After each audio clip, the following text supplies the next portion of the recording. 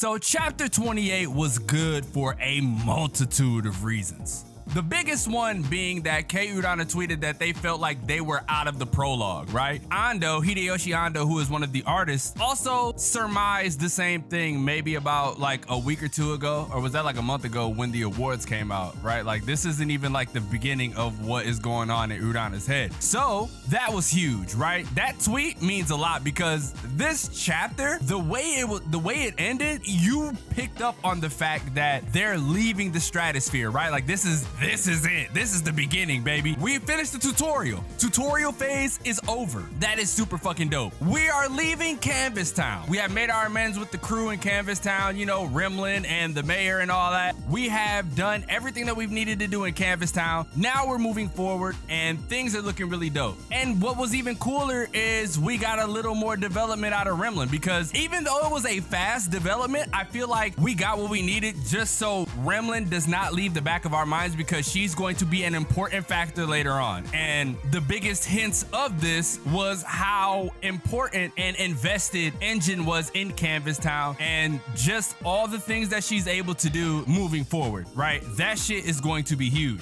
Another thing about Ramblin that I really enjoyed about this chapter is Engine and the mayor have no fucking clue what's going on in Remblin's head. They can't seem to comprehend anything she's talking about. But I think that's really dope because everybody likes when people fall in line and, you know, they listen and yada, yada, yada. But Ramblin is so rambunctious, hyperactive, and fucking hilarious and kooky that nobody can hold her down, right? Like nobody can try to keep her chained up. And I think that's going to be an important story point moving forward and an important character point moving forward because I feel like there's going to be a point where she may be used against us. That's just something that I can see the boss doing. You know what I'm saying? He just comes across as that type of person. He runs the Vandals, so it would make sense that he would do some low down dirty bullshit in order to get Rudo away from the janitors or the cleaners, I should say, because they are now known as the cleaners. The PV is when we talked about it because you know, they had the official names for everybody, Engine, the cleaners, Rio, all of that shit, right? Everybody's like official names, like English official names was in there, so we got all that out the way. But yeah, speaking of the cleaners and the headquarters, Ramblin was talking about when we were leaving that she's gonna drop by so that way she can do some cool drawing, which we saw when we first went to the cleaners HQ. I'm still trying to get used to saying cleaners. When we were at HQ, because you've seen that there were drawings and graffiti everywhere, so I think it would be really dope to have Ramblin come in and like do some work, right? Now, on to another interesting point. Ramblin has the ability to turn the brush into whatever it's supposed to be, right? Like whatever the Jinky is supposed to be, she has the ability to think of it and turn it into that. For instance, when she was gonna do a tattoo, right? She was gonna tattoo a talisman on Rudo's body.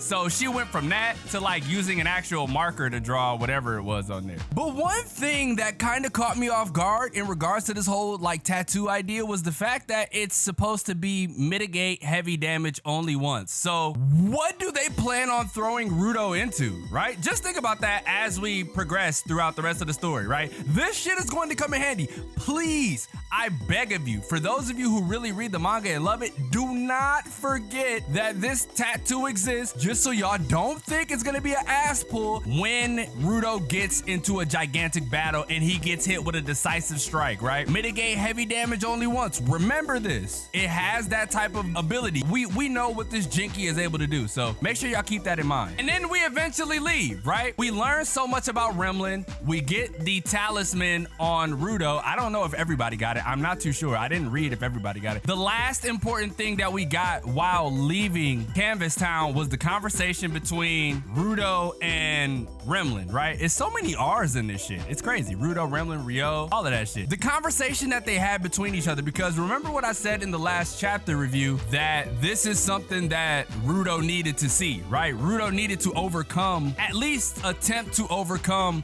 the mindset of Recto dying being his fault and all of that shit, and still being hampered down by Recto's death and all of that shit. He told her, thanks. I feel like I had a chance to see something good. I'll be back. Super duper important, right? These are little tidbits that not a lot of people put together, but I've been putting it together since the beginning. Rudo needed a way to overcome this guilt that he has of being the one responsible for Recto's death, which he was not. He's not responsible for Recto's death. Don't let this shit weigh you down your entire life. And that's where Ramblin came into play, because the person that she looked up to, admired, lived with, seen as like an older brother, somebody to protect her, all of that shit, died. And as hurt as she was, she realized that this is not what God would have wanted for me, right? This is not what God would have wanted. So let's celebrate. Let's have a festival. Let's make everybody feel good. That was so important for Rudo, right? As important as that shit was for Ramblin, obviously, because she's the one that's going through it and dealing with it and internalizing it, it was that much more important for Rudo because he's been holding on to it since the beginning. Since the beginning, chapter 1, he's been holding on to it. Kudos to Kei Urana. And then I spent so much time on that portion, and that's not even like the cool part. We're leaving, going back to HQ. We're gonna go pick up Rudo's full mask, which I cannot fucking wait to see. I feel like that shit is gonna look so raw. I'm over here getting super excited and I ain't even seen shit yet. But Engine being Engine, right? Engine's always doing cool shit for Rudo, looking over him like a big brother, which is really dope. Engine is just as integral to Rudo's growth as anybody else, right? He's his overseer. Even though he appointed Zonka to be like his trainer and shit, worst come to worst, Engine gonna be there for Rudo, no matter what. That's really fucking dope. And you see the whole crew is here, bro. This shit is super dope. I love this manga so much. The structure of the world and the way this shit is going and the way it's starting to open up, I'm really proud of Kei Urana and the way it goes. I bullshit y'all not. Gachiakuta is gonna be the best manga out in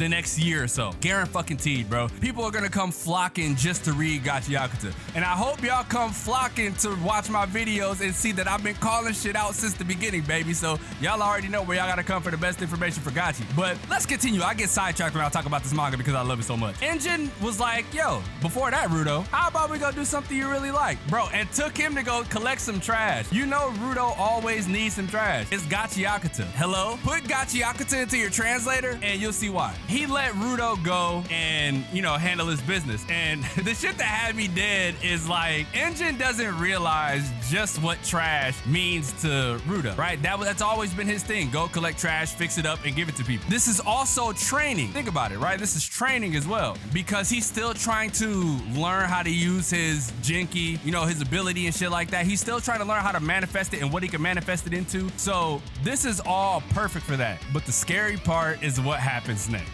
As Rudo is sifting through the trash, a TV turns on and you see somebody wearing the same exact fucking gloves, yo. I seen this shit, I was like, oh fuck, who is this? Kei Urana's tweet came to my head when that happened. Because what this signifies is tutorial is over. We introduced you to a lot of the characters who are going to be very important, very integral to the story. I told you guys that this is a series of gloves. We're going back to get Rudo's mask, full mask, and now we are going out into the fucking world, bro. We are going to venture and see shit that we've never seen before. And I'm so excited. The world is about to open up. Everything is about to open up.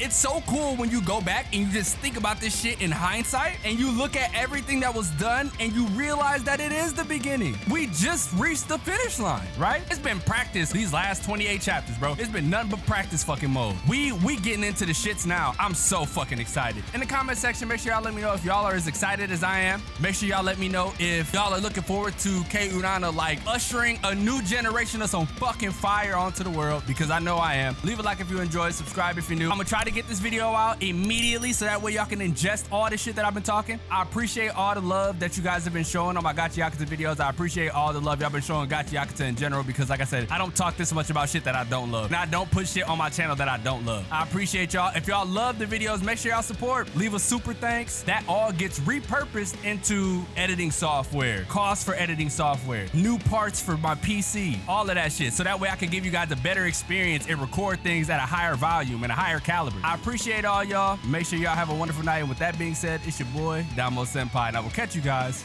in the next video.